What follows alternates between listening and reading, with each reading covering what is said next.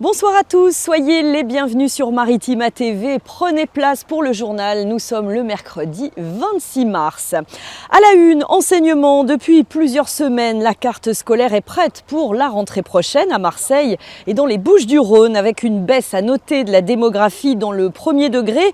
Concrètement, d'ici septembre, dans notre département, 50 classes seront fermées au lieu de 150 grâce à 35 nouveaux postes d'enseignants. Alors pas de quoi convaincre Virginie Aklioua, co-secrétaire départementale de la FSU des Bouches-du-Rhône et professeure des écoles.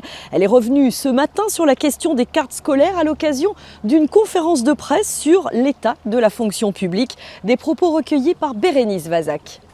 On perd 470 postes enseignants premier degré au niveau national et ça se traduit par des centaines et des centaines de fermetures de classes partout sur le territoire.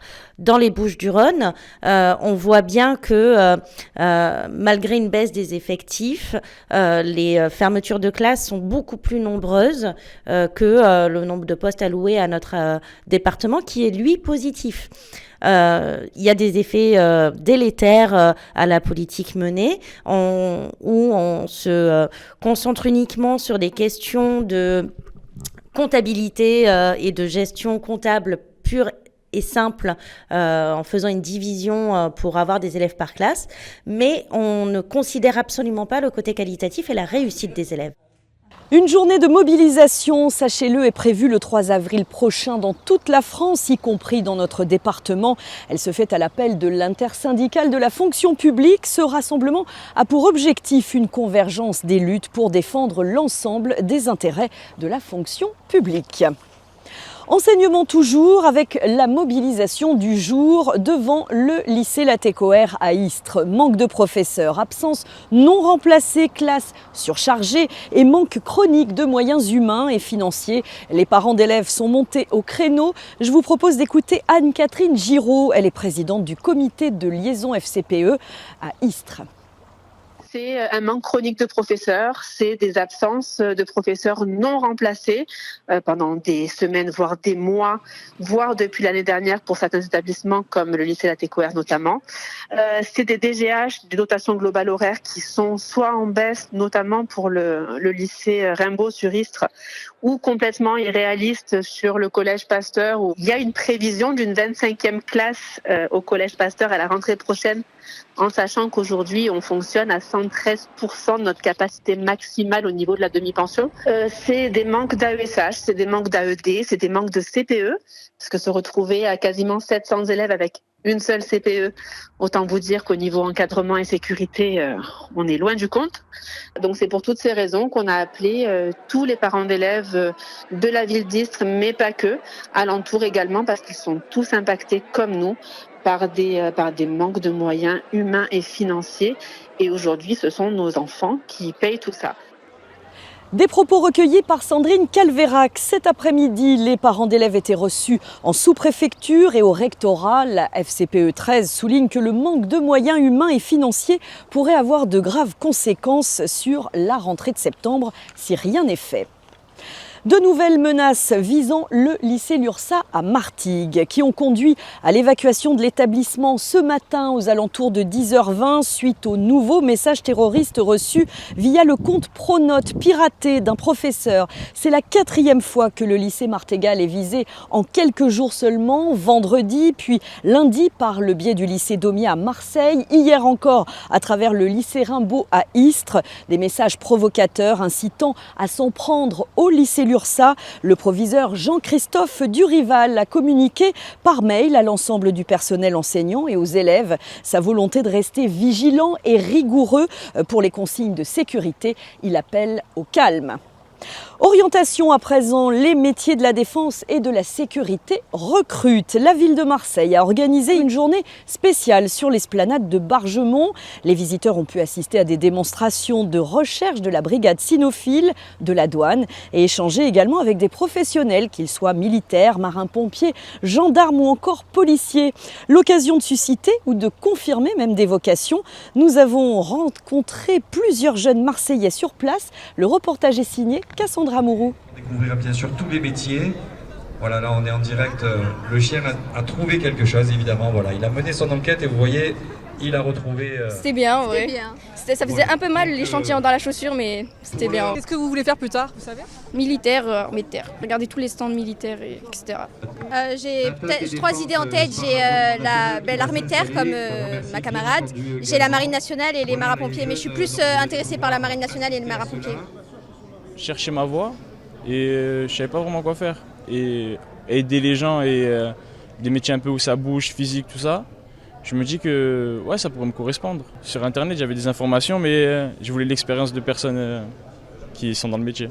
C'est marin-pompier qui m'intéresse plus. Mais après, le problème, c'est que c'est physique. Je suis sportif, mais en fait, il y a certaines épreuves, ça va, et d'autres, traction, tout ça, c'est un peu compliqué. Ouais, je vais m'entraîner, je vais voir. Chercher du travail dans le domaine de la cybersécurité. Ils m'ont dit qu'ils recrutaient, que ce soit l'armée de terre, l'armée de l'air ou la marine. Je ne sais pas encore si ça m'attire justement. Le contexte international, ça te questionne aussi là-dessus?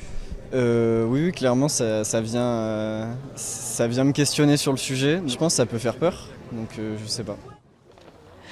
C'était la 4e édition de cette journée de découverte des métiers de la défense et de la sécurité en attendant la prochaine.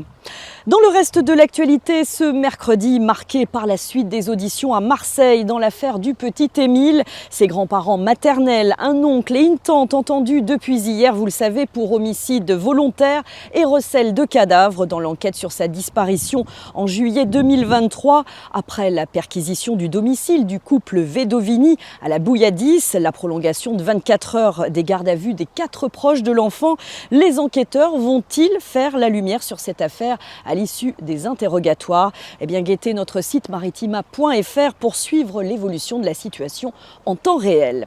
Un imam marseillais devant la justice. Il s'agit de Smaïn Benjilali, alias Ismaïl, jugé pour apologie du terrorisme après 2 publications sur le réseau social X en lien avec la situation à la bande de Gaza. 6 mois de prison avec sursis ont été requis hier contre l'ancien imam de cette mosquée des Bleuets dans le 13e arrondissement de Marseille, avec interdiction d'exercer. Ses avocats ont plaidé la relaxe.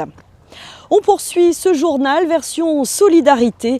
L'association TCAP 21 a fêté ses 10 ans vendredi dernier à l'occasion de la journée mondiale de la trisomie 21.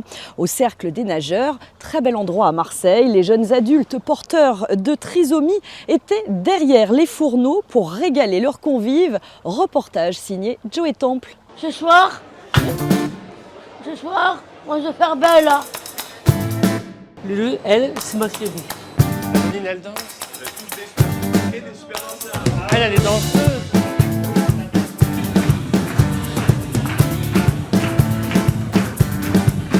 On a passé une journée extraordinaire avec une brigade de choc. C'est pour la journée mondiale de la trisomie 21. Je pense qu'il y a une pizza, il y a une brochette, la petite tasse comme ça.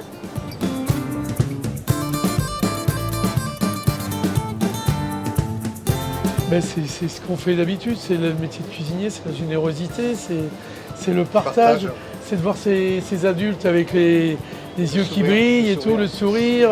Ça c'est le bonheur, le sourire, et c'est surtout des personnes trisomiques, on est tous capables de travailler le mieux possible. C'est exceptionnel, c'est une fête, le dit dans les Cabatiens. C'est aura ses coutumes, une vie normale, comme tout le monde. Le fait de travailler avec eux, c'est épanouissant dans tous les sens. Pour eux, c'est épanouissant parce qu'ils aiment faire plaisir. Ils aiment ce côté de générosité, de partage, d'apprendre, de montrer qu'ils sont capables. Et moi, c'est ce que j'avais perdu un petit peu dans le traditionnel, c'est ce côté assidu, d'envie de faire plaisir, de travailler, tout simplement de travailler en fait. Parce qu'à l'heure actuelle, malheureusement, les jeunes de maintenant sont très compliqués. Ils vous donnent tellement d'amour et tellement de gratitude que en fait, vous récupérez de l'énergie à tire-larigot en fait. Et c'est vraiment gratifiant. Les gens nous regardent, les regardent avec bienveillance. Et ce que je fais aujourd'hui, c'est de ne plus avoir de la compassion, mais juste de l'amitié et qu'on soit intègre avec eux. Voilà, c'est que du bonheur pour nous parents de voir ce mélange cette osmose, franchement, c'est une grande réussite pour ma part et pour tous les parents qui sont derrière moi. Je suis fière de moi et que le bonheur à tout le monde.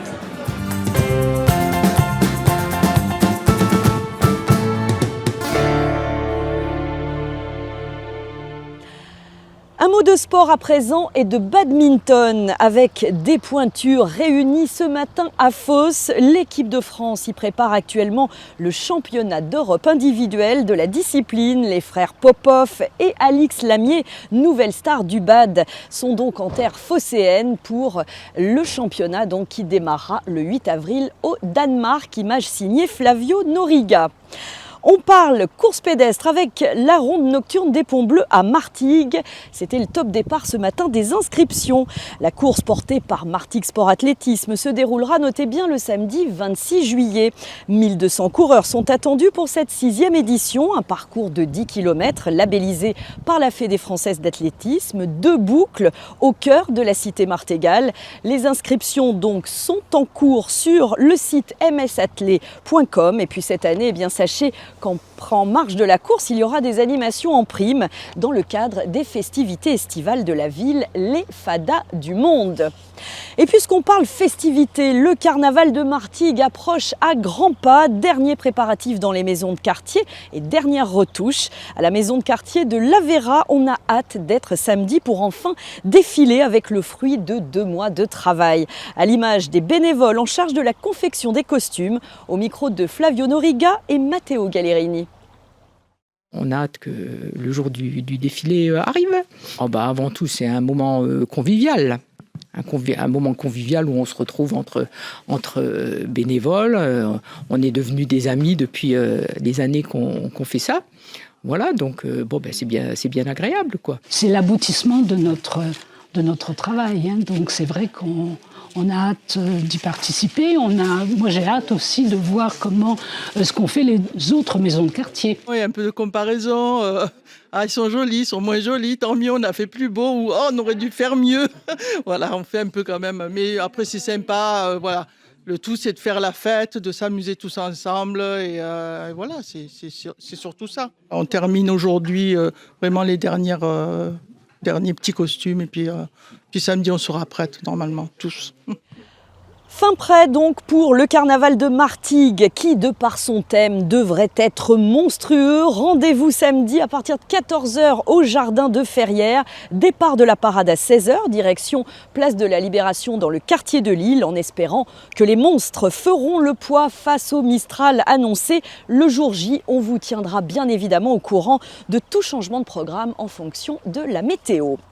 À l'abri du vent et portée par le succès, une artiste qu'on adore sur Maritima est de retour au pays. Il s'agit de Clara Luciani. Elle va faire vibrer le Dôme de Marseille demain soir.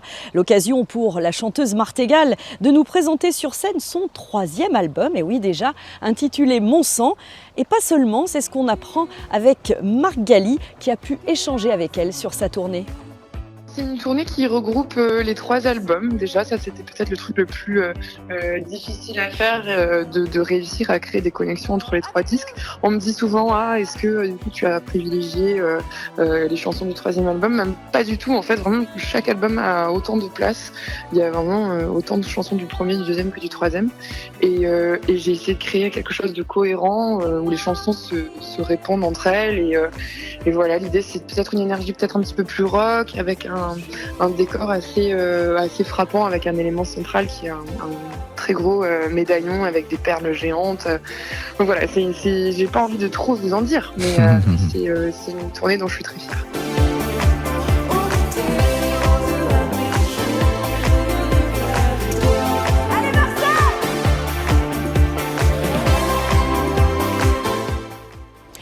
Et nous, on est fiers de notre artiste martégale qui a grandi avec Maritima. Alors, outre son talent, on salue également son engagement féministe, puisque Clara Luciani est marraine de la Maison des Femmes à Marseille. Interview complète à savourer demain à 11h sur les ondes de Maritima et puis à retrouver sur nos réseaux sociaux. Et si vous n'avez pas la chance de l'applaudir demain soir au Dôme, puisque c'est complet, eh bien sachez qu'elle sera à Lyon aux Nuits de Fourvière le 13 juin et vous pourrez toujours rendre visite, sans le son certes, à sa statue au musée Grévin à Paris. Reste à vous souhaiter une très belle soirée sur Maritima TV. À demain pour de nouvelles infos. Bye bye.